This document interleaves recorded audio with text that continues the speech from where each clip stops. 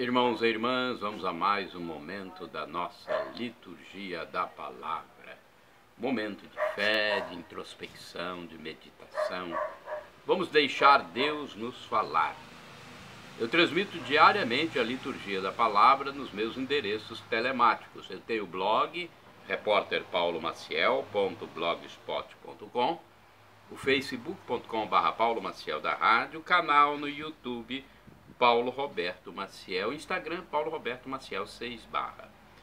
A liturgia que eu transmito neste vídeo é a referente à Quinta-feira Santa, dia 6 de abril de 2023, Ceia do Senhor no Tríduo Pascal.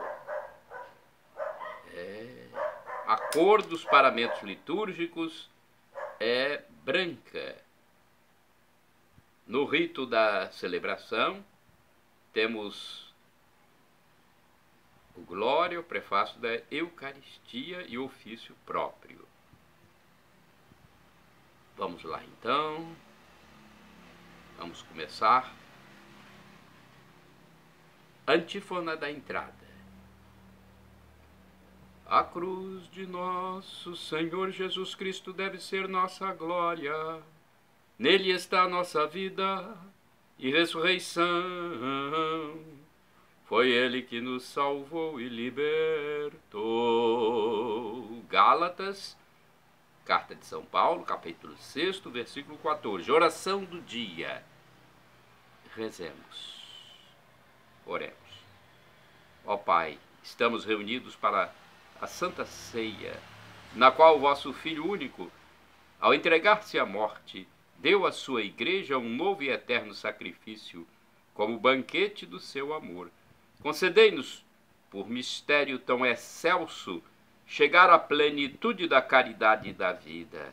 Por nosso Senhor Jesus Cristo, vosso Filho, na unidade do Espírito Santo. Assim seja.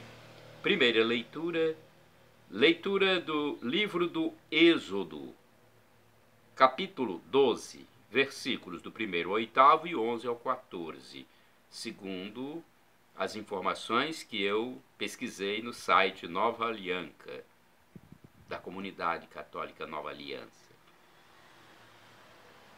Naqueles dias o Senhor disse a Moisés e a Arão, no Egito: Este mês será para vós o começo dos meses, será o primeiro mês do ano. Falai a toda a comunidade dos filhos de Israel, dizendo: No 10º dia deste mês, cada um tome um cordeiro por família, um cordeiro para cada casa. Se a família não for bastante numerosa para comer um cordeiro, convidará também o vizinho mais próximo, de acordo com o número de pessoas. Deveis calcular o número de comensais, conforme o tamanho do cordeiro. O cordeiro será sem defeito, macho, de 1 ano. Podereis escolher tanto um cordeiro como um cabrito, e devereis guardá-lo preso até ao dia 14 deste mês. Então toda a comunidade de Israel reunida o imolará ao cair da tarde. Tomareis um pouco do seu sangue, e untareis os marcos e a travessa da porta nas casas em que o comerem. Comereis a carne nessa mesma noite, assada ao fogo, com pães ázimos e ervas amargas. Assim devereis comê-lo, com os rins cingidos, sandálias nos pés e cajado na mão, e comereis às pressas, pois é a Páscoa, isto é, a passagem do Senhor. E naquela noite passarei pela terra do Egito e ferirei na terra do Egito todos os primogênitos, desde os homens até os animais, e infligirei castigos contra todos os deuses do Egito, eu, o Senhor. O sangue servirá de sinal nas casas onde estiverdes. Ao ver o sangue, passarei adiante, e não vos atingirá a praga exterminadora, quando eu ferir a terra do Egito. Este dia será para vós uma festa memorável, em honra do Senhor, que haveis de celebrar por todas as gerações como instituição perpétua. Palavra do Senhor, graças a Deus. Vamos agora ao Salmo responsorial desta celebração da ceia do Senhor na quinta-feira santa. Salmo 116b, versículos do 12 ao 13, 15 ao 16bc, 17 ao 18, refrão, primeira carta de São Paulo aos Coríntios, capítulo 10, versículo 16. É de onde foi tirado o refrão. O cálice por nós abençoado é a comunhão, é a nossa comunhão com o sangue do Senhor. Vamos repetir? O cálice por nós abençoado é a nossa comunhão com o sangue do Senhor. Que poderei retribuir ao Senhor Deus por tudo aquilo que Ele fez em meu favor. Levo o cálice da minha salvação, invocando o nome santo do Senhor. O cálice por nós abençoado é a nossa comunhão com o sangue do Senhor. É sentida por demais pelo Senhor a morte de seus santos, seus amigos. Vou cumprir minhas promessas ao Senhor na presença de seu povo reunido. Retificando, é sentida por demais pelo Senhor a morte de seus santos, seus amigos. Eis que sou o vosso servo, ó Senhor, mas me quebrastes os grilhões da escravidão. O cálice por nós abençoado é a nossa comunhão com o sangue do Senhor. Por isso, oferto um sacrifício de louvor invocando o nome santo do Senhor. Vou cumprir minhas promessas ao Senhor na presença de seu povo reunido. O cálice por nós abençoado é a nossa comunhão com o sangue do Senhor. Repitamos! O cálice por nós abençoado é a nossa comunhão com o sangue do Senhor. Segunda leitura da primeira epístola de São Paulo aos Coríntios, capítulo 11, versículos do 23 ao 26. Irmãos, o que recebi do Senhor foi isso que eu vos transmiti. Na noite em que foi entregue, o Senhor Jesus tomou o pão e, depois de dar graças, partiu-o e disse: Isto é o meu corpo que é dado por vós. Fazei isto em minha memória. Do mesmo modo, depois da ceia, tomou também o cálice e disse: Este cálice é a nova aliança em meu sangue. Todas as vezes que dele beberdes, fazei isto em minha memória.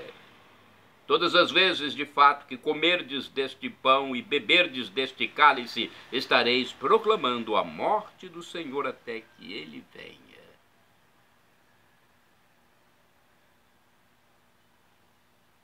Palavra do Senhor, graças a Deus.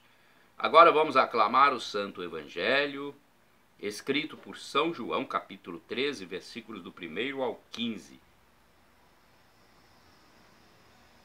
Aclamação primeiro. Glória a Cristo, Verbo de Deus. Glória a Cristo, Verbo de Deus. Agora temos um trecho de João 13, 34. Depois deste refrão. Eu vos dou novo mandamento, nova ordem agora vos dou, que também vos ameis uns aos outros, como eu vos amei, diz o Senhor. Glória a Cristo, Verbo de Deus, glória a Cristo, Verbo de Deus.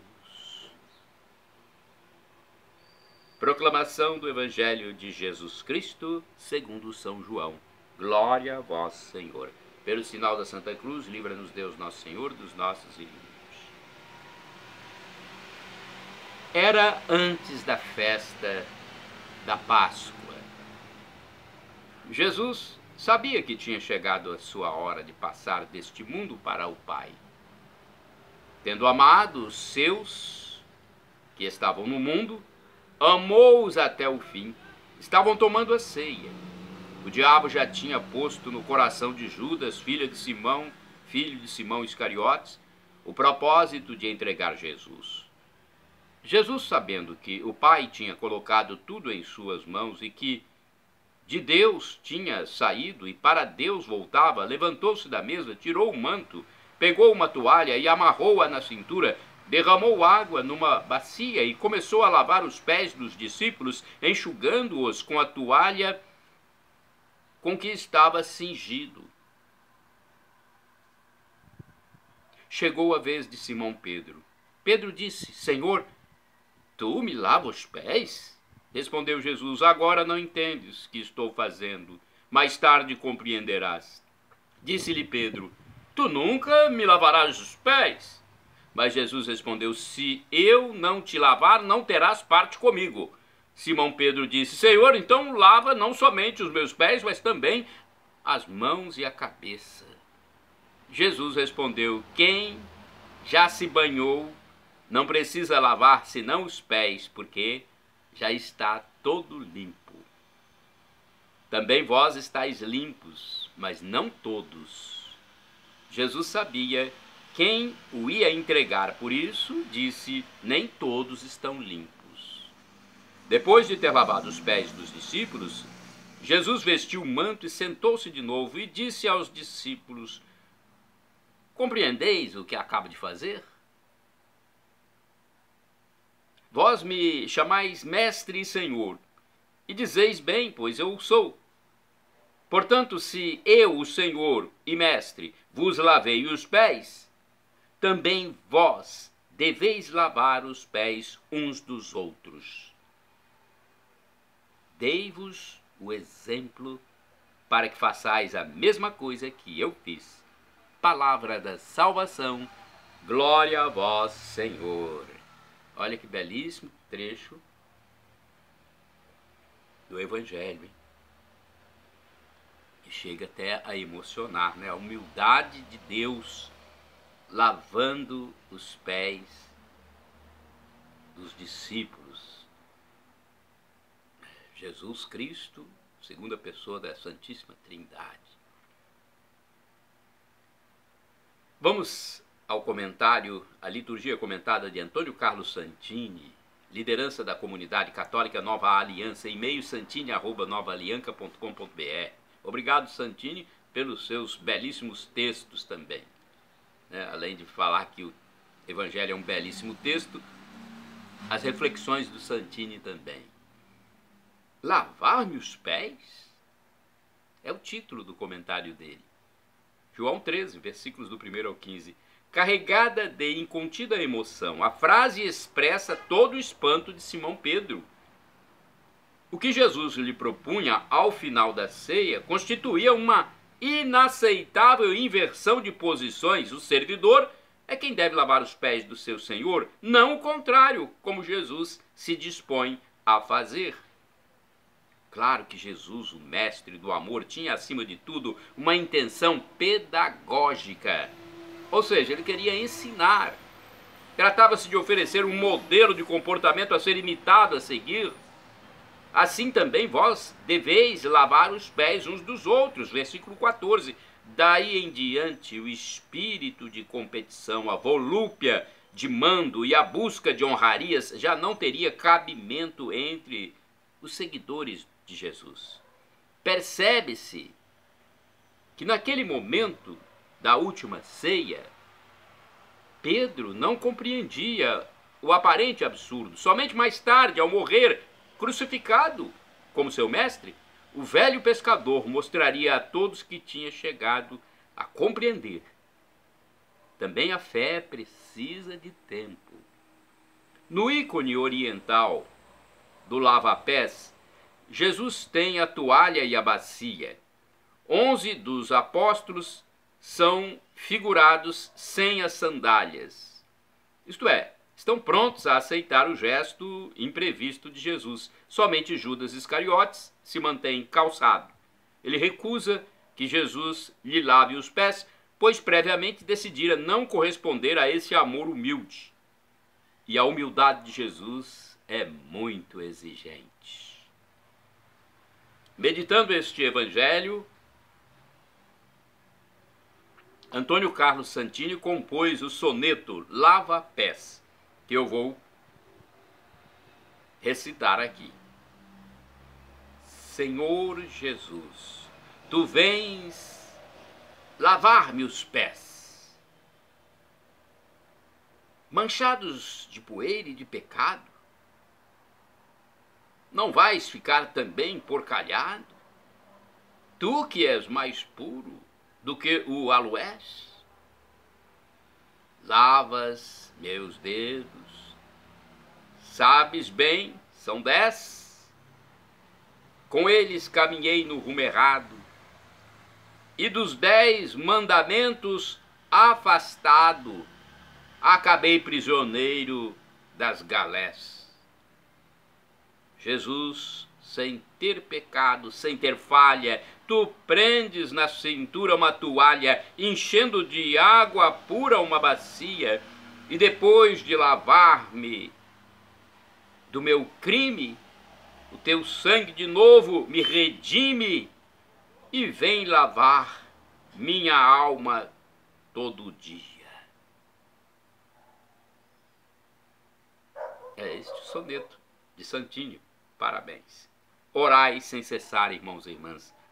Lavai-me por completo da minha iniquidade. Salmo 51, versículo 4. Agora vamos ao santo do dia. Eu pesquisei no site do Vaticano. Todos os dias tem santos canonizados. Santos que foram canonizados no passado. E a gente transmite alguns. 6 de abril. É dia de São Pedro de Verona, presbítero dominicano e mártir. Filho de maniqueístas, Pedro de Verona opôs-se logo à sua família ao entrar para a ordem dominicana. O santo foi um firme defensor da doutrina católica, a ponto de ser nomeado inquisidor-geral para a Lombardia.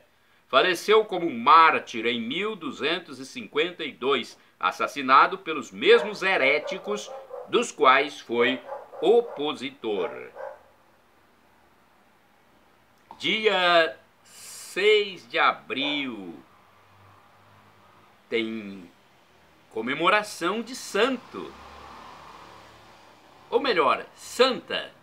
6 de abril é dia de Santa Gala, viúva romana. Gala, filha de Símaco, cônsul romano, ficou viúva após apenas um ano de casamento. Converteu-se ao cristianismo e rejeitou casar-se de novo. Dedicou sua vida ao jejum e às obras de caridade para com os mais pobres, até decidir retirar-se para o mosteiro. Faleceu por volta do ano 550. Transcorria o período de violências que causou a decadência do Império Romano do Ocidente, ano 476. Quinto Aurélio Símaco, patrício romano, ao ser eleito prefeito de Roma, no ano 476, tentou manter boas relações com os soberanos bárbaros.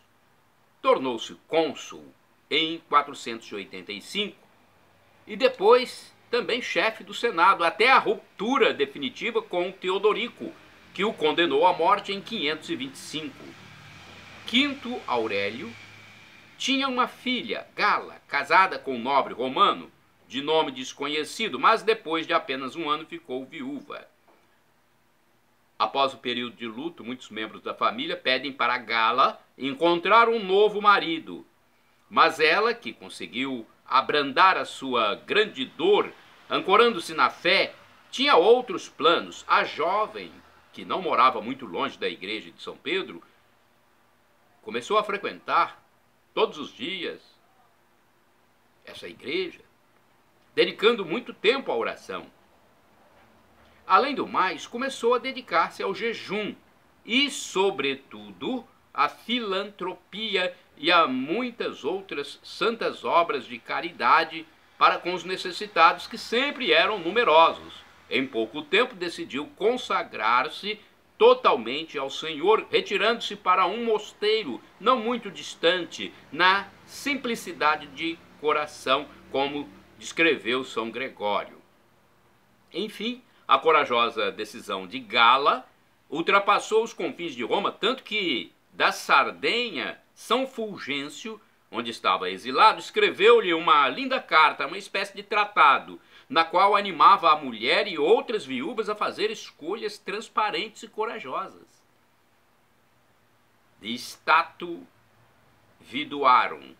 Santa Gala faleceu em 550. Animada pelos conselhos ascéticos e pelo apoio recebido à distância, entre os quais os de São Fulgêncio, Gala conseguiu firme prosseguir no seu passo, na sua vida monacal, que logo se transformou em odor de santidade. Segundo as fontes, além da ajuda que prestava aos enfermos e necessitados, Gala tinha frequentes visões da Virgem Maria, representadas em uma valiosa obra de arte conservada na igreja de Santa Maria em Campitelli, em Roma. Além disso, também São Pedro lhe apareceu quando moribunda, convidando-a a ocupar o lugar ao seu lado que lhe cabia no céu. A igreja de Santa Maria, no pórtico, provavelmente construída no lugar onde Gala morava, e a ela dedicada, foi destruída por volta de 1930. Hoje há uma paróquia dedicada a Santa Gala ao longo do anel da Via Ostiense. Santa Gala, rogai por nós. Shalom Adonai é uma expressão hebraica que significa a paz de Deus, é o que eu desejo para todos vocês. El Shaddai, também do hebraico, significa Deus Todo-Poderoso, Ele proverá aquilo que você pede, aquilo que você deseja. Deus providenciará se for para o seu bem. O professor e escritor de mais de 100 livros da história da Igreja Católica, Felipe Aquino, diz que Deus pode nos dar 3 respostas: sim, não ou espere. Então, se ele não deu resposta, espere.